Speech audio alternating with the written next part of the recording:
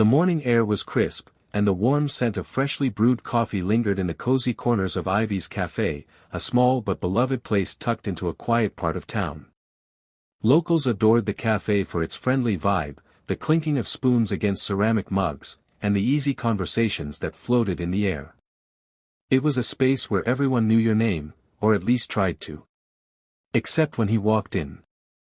Once a week, without fail, the door would swing open with a sudden gust, and in would step Gregory Langston, the infamous self-made millionaire known as much for his vast fortune as for his legendary rudeness. He was tall, always immaculately dressed, with his steel-gray hair slicked back and his sharp eyes scanning the room like he owned every square inch of it. In truth, many whispered that he might as well have. He'd invested in half the businesses around town, including Ivy's Café, which made things more complicated. He wasn't just a regular customer. He was the kind of presence that made everyone else sit up straighter, talk a little less, smile a little more nervously. Employees dreaded his visits. He would belittle the baristas for being slow, insult the waitstaff if their tone wasn't to his liking, and demand changes to dishes without a shred of politeness. One time, he made a teenage waiter cry simply for forgetting a lemon wedge on his water. The owner, Mrs. Ivy herself, was kind but cautious. She couldn't afford to lose his backing, and so, over the years, she'd quietly warned her staff to endure his tirades with a smile. The regulars had learned to brace themselves. Conversations would dim when Gregory entered. His orders were always loud, his critiques louder. For him, the café was a stage, and everyone else was merely an audience to his disdain. Then came Maya. She showed up one rainy Wednesday, seeking a job. Petite, with warm brown eyes and a quiet confidence that seemed to shimmer beneath her modest smile, Maya had just moved to the town from somewhere south, and no one knew much about her. She said little about her past, but there was something about the way she carried herself, a gentle strength, like a tree rooted deep in the earth. Mrs. Ivy hired her on the spot. Something in Maya's gaze had made her feel hopeful, though she couldn't quite explain why. From the first day, Maya brought a calm energy to the café. She worked with efficiency and grace, remembered regulars' names and orders, and even had a way of getting the espresso machine to stop sputtering, which had mystified others for weeks. Everyone loved her. Even the grumpiest old-timers softened when Maya served their table. But the true test was Gregory. He didn't notice her the first time. He barked his usual order, black coffee, piping hot, with a side of sarcasm, and Maya simply nodded and brought it without delay. No eye roll, no flinching, no smile either. Just a simple, steady hand placing his cup down with quiet dignity.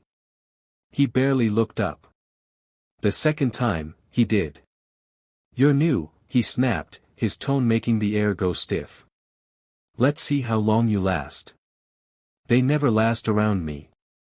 Maya met his stare. "That's not for you to decide, sir," she said calmly, then turned and walked away. It was the first time anyone had ever responded to him like that. A hush fell over the café.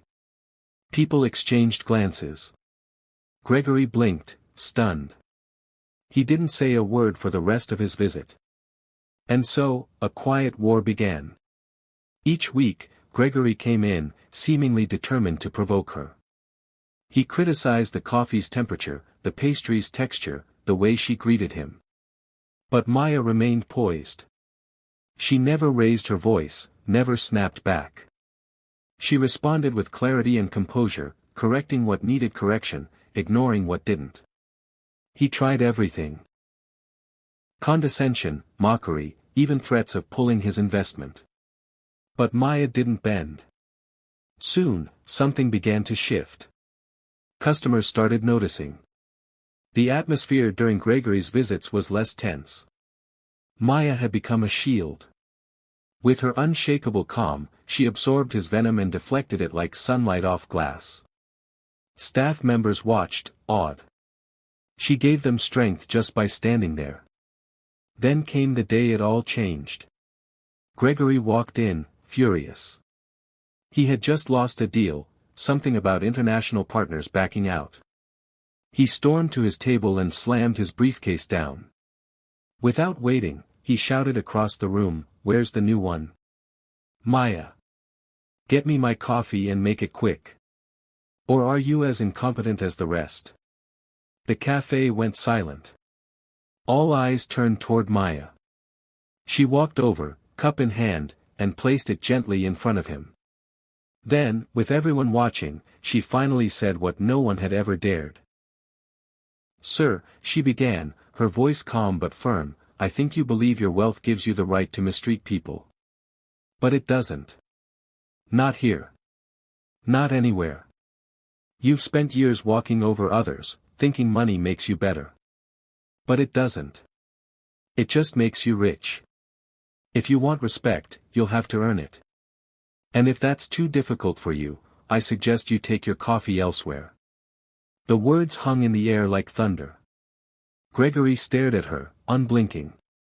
The cafe was frozen. Someone gasped. Another dropped a spoon. No one knew what would happen next. Then something remarkable happened.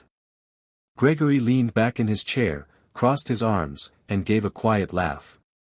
Not mocking. Not cruel.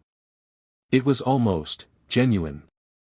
"No one's ever spoken to me like that," he said softly. "Maybe that's the problem," Maya replied. And just like that, the spell broke. Over the next few weeks, Gregory kept coming, but something in him had changed. His orders grew quieter. He started saying, "Please." Once, he even smiled. Maya treated him the same as everyone else, no more, no less. And for the first time in years, Gregory didn't mind. The staff was in awe. The regulars were inspired. Even Mrs. Ivy, who'd spent years walking on eggshells, felt free again. Maya had done something no one else could. She didn't fight him with anger. She fought him with grace. And she won. But Maya's story didn't end there. As the seasons passed, Gregory became a regular in a new way. He started tipping generously, talking less about himself and more about others. One day, he asked Maya about her life. She hesitated, but then told him bits and pieces, a father who had passed, a mother she cared for, and dreams she hadn't dared speak aloud. Gregory listened. Weeks later, he handed her an envelope. Inside was a note, "For your dream cafe. I believe in you now." Alongside it, a check that would have made her fall to her knees, enough to start something, build something, create something of her own. Maya didn't cry. She simply looked him in the eye and said, "Thank you. Not for the money. But for changing." He nodded. "You changed me first." The cafe continued to buzz with life, but it was never the same again. Because Maya had taught them all something profound, that sometimes, courage isn't loud. Sometimes, it's a quiet voice standing firm in the face of power, refusing to be diminished. She never wanted fame, never asked for applause. But to everyone in that cafe, she was a hero. And to Gregory Langston, the rude millionaire who had once ruled the room with fear, she became the first person who truly saw him, and held up a mirror. Sometimes, the smallest voice in the room carries the greatest power. And sometimes, all it takes to change a life is one person brave enough to stand up and say, "Enough."